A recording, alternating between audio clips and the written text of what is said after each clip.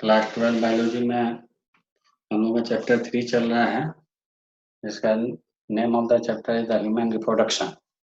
तो human reproduction में हम लोग last time male reproductive system के बारे में जान लिए थे। इंट्रोडक्शन पार्ट भी देखे थे, डिफरेंट टर्म्स वगैरह देखे थे, जैसे इम्प्लांटेशन, गेस्टेशन, डिफरेंट टर्म्स जो था उससे रिलेटेड हम लोग बात किए थे। Now today we discuss about the female reproductive system. Female reproductive system के बारे में आज हम जानेंगे।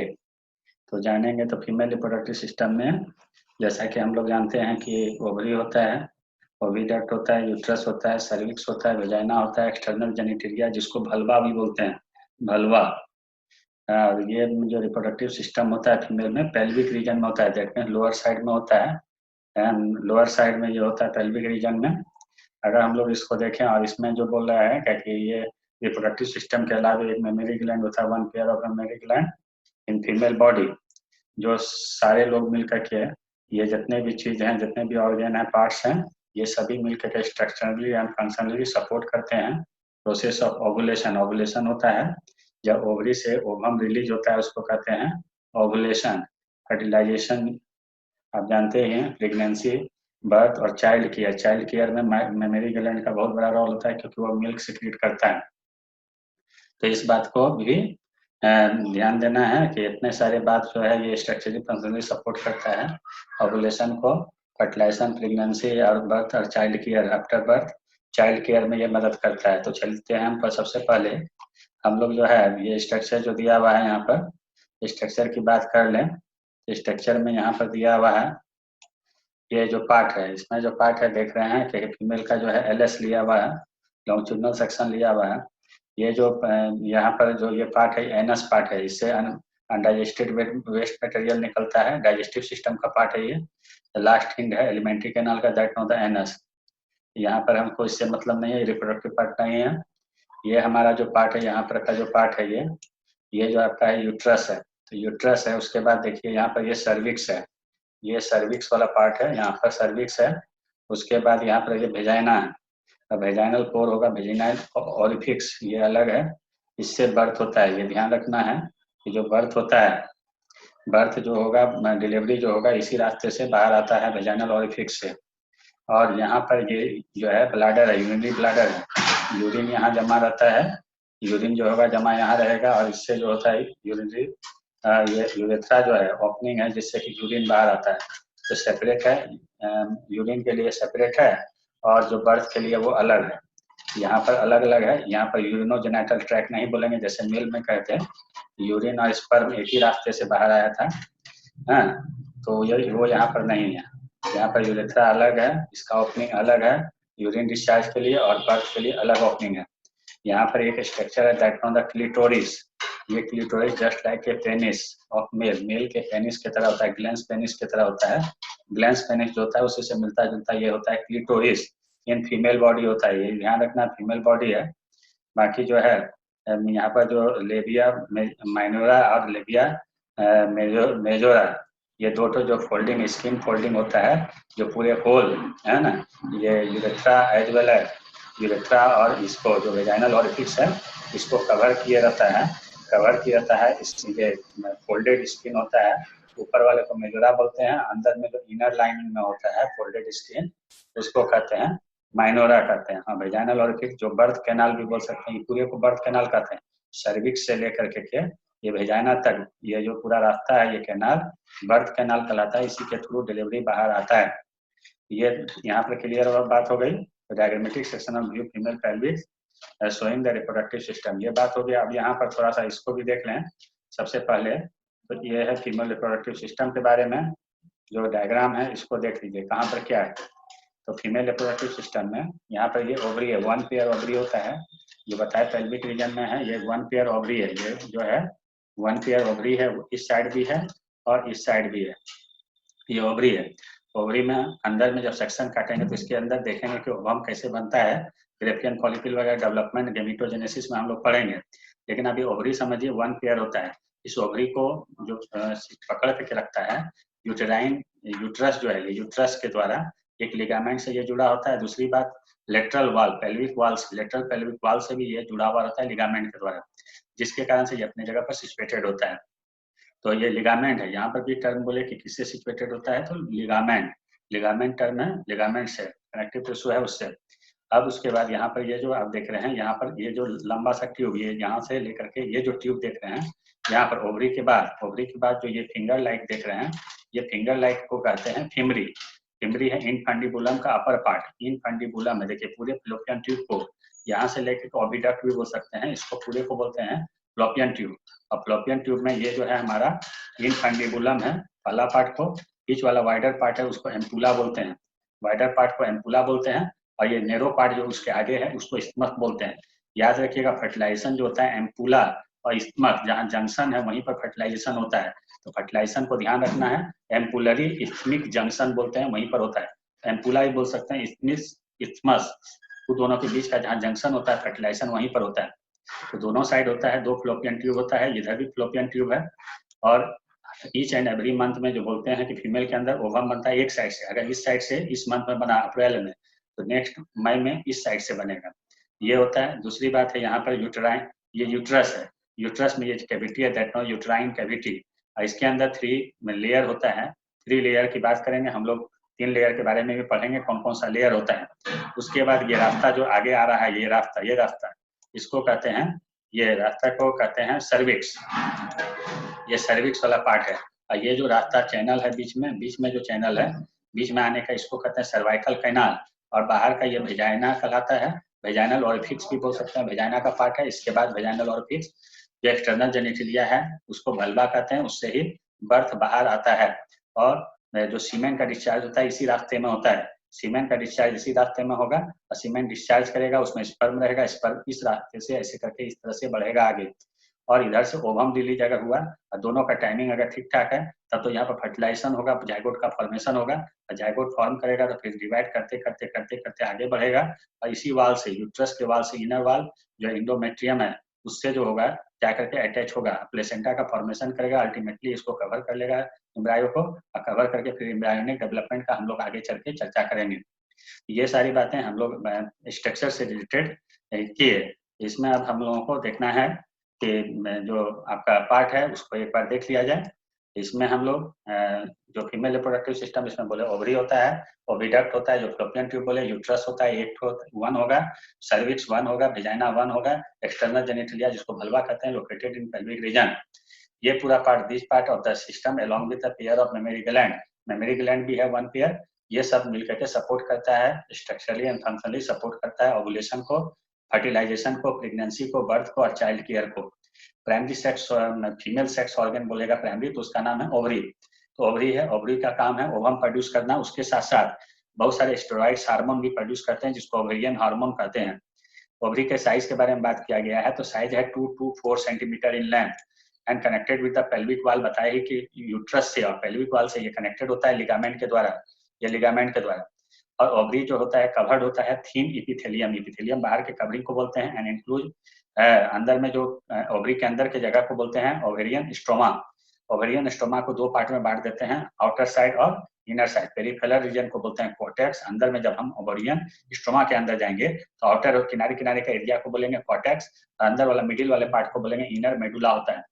कॉर्टेक्स में ही हम लोग देखेंगे कि जर्म सेल का फॉर्मेशन होना है, यानी कि ओवम वहीं पर बनना है।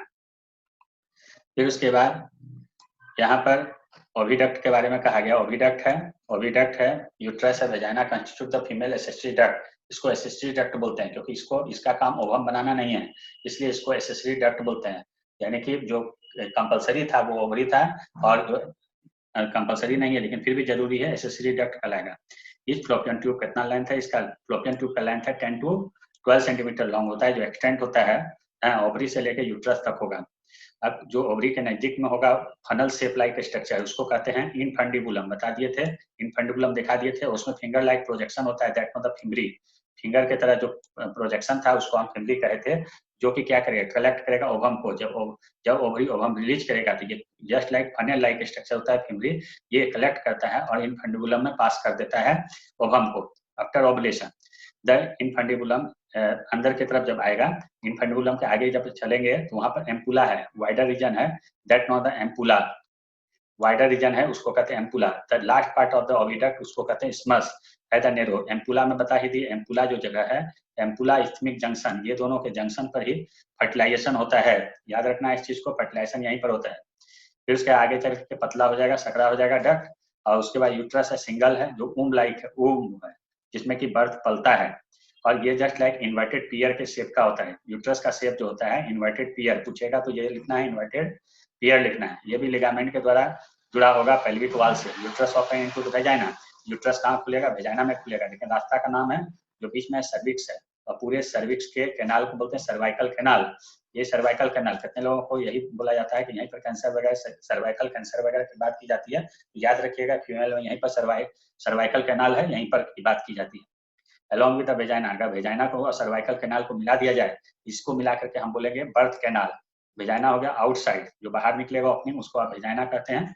ये एक्सटर्नल जेनिटेलिया को गलवा कहते हैं, जिससे कि बाहर आता है। अब है तो वाल जो है, वाल में ये क्या कहता है इसको, the wall of the uterus है द 3 लेयर। आप बोल रहे हैं कि यूट्रस का जो वाल होता है उसमें 3 लेयर होता है, बताए थे।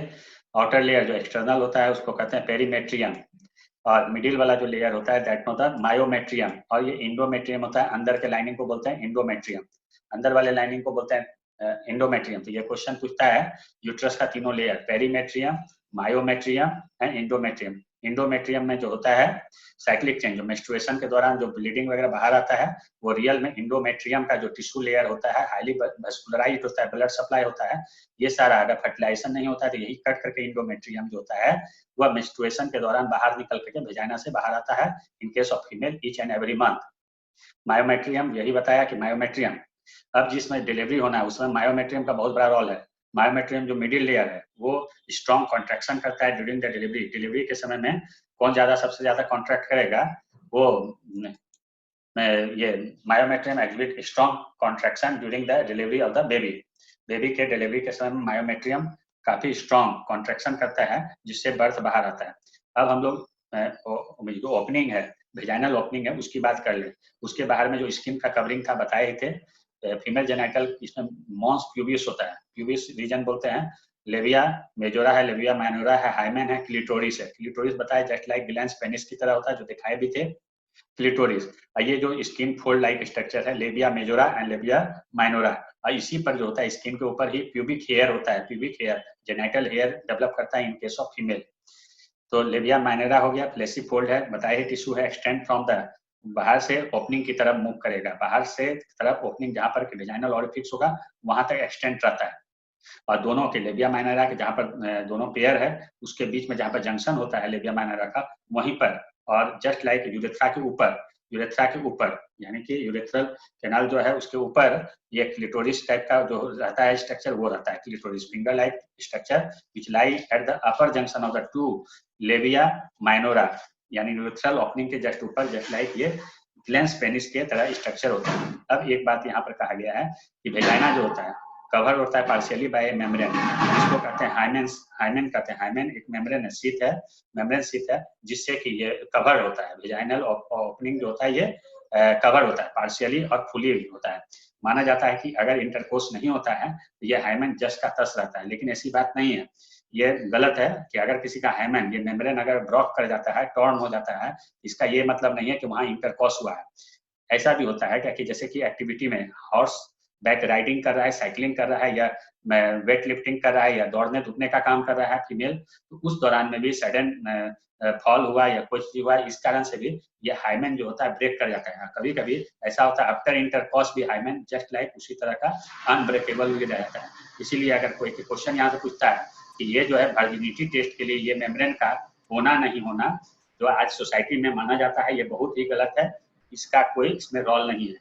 कभी कभी बताया कि इंटरकोर्स के बाद भी ये मेम्ब्रेन जो होता है रेप्चर नहीं करता है, और कभी कभी होता है कि बिना इंटरकोर्स का भी ये जो होता है रेप्चर कर जाता है। इंटरकोर्स मतलब पेनिस का विदाउट इंट्रेंस, ये जो होता है रेप्चर कर जाता है, यानी कोई पॉपुलेशन नहीं हुआ है, कोई इंसेमिनेशन नहीं हुआ है, तब भी ये मेम्ब्रेन रेप्चर कर सकता है। क्योंकि अगर एक्टिविटी में भाग लेती है लेडी गर्ल्स जो है या फीमेल से जो है हॉर्स बैक राइडिंग है, साइकिलिंग है, ये सब में, उस दौरान में भी हाइमेन जो होता है वह रेप्चर कर सकता है। तो इसमें यहाँ पर एक क्वेश्चन लिखा है, द प्रेजेंस और अब्सेंस, द प्रेजेंस और absence of hymen is not reliable indicator of virginity और सेक्सुअल एक्सपेंस। ये क्वेश्चन पूछेगा गिव रीजन, रीजन में यही बात को आपको लिखना है एग्जाम में। ये याद रखिएगा कि मेम्ब्रेन का ब्रेक होना कोई जरूरी नहीं है कि इंटरकॉर्स ही हुआ है, क्योंकि तो किसी और कारण में भी हो सकता है। इसके बाद ये हमारा मेमोरी ग्लैंड है, फीमेल में जो होता है, इसमें देखिए फैट्स के बहुत सारे हैं, फैट्स हैं, एल्विलाई जैसे बोलते हैं, एल्विलाई है यहाँ पर, मेमोरी मेमोरी एल्वुलस है। उसके बाद उसका डक्ट जो है फिर मिलता है वाइडर वाइडर चैम्बर में, दैट होता है एम्पुला, एम्पुला फिर आगे जाके डक्ट में मिलता है लेक्टिफेरस डक्ट, ये ज्वाइन होता है, सारा लेक्टिफेरस डक्ट नेपल में जाकर के आके ज्वाइन हो जाता है, जहाँ से मिल्क बाहर सिक्रीट होता है। ये पेक्टोरल रीजन में होता है, रिब जहाँ पर है पेक्टोरल रीजन बोलते हैं, मसल बिटवीन द रिब, ये सब तो है ही पेक्टोरलिस मेजर मसल्स, इससे ये अटैच होता है और फैटी होता है, इसके अंदर ये फैट्स की मात्रा ज्यादा होती है, फैट्स की मात्रा ज्यादा होती है इसमें। तो इस चीज को जानना है। अब यहाँ मेमोरी ग्लैंड में थोड़ा सा देखें, जो बात बोले हैं वही, मेमोरी ग्लैंड फंक्शनल होता है फीमेल में फंक्शनल होता है, और मेमोरी ग्लैंड का काम है, जान ही रहे हैं, ब्रेस्ट का काम है मिल्क का प्रोडक्शन करना, that contain glandular tissue and variable amount of fats. इसमें बताया दिया glandular tissue rich in breast का जो पार्ट है, each breast is divided into 15 to 20 mammary lobes होता है, हर एक लोब में एल्वुलाई होगा, clusters of cell, that on the alveoli कहते हैं।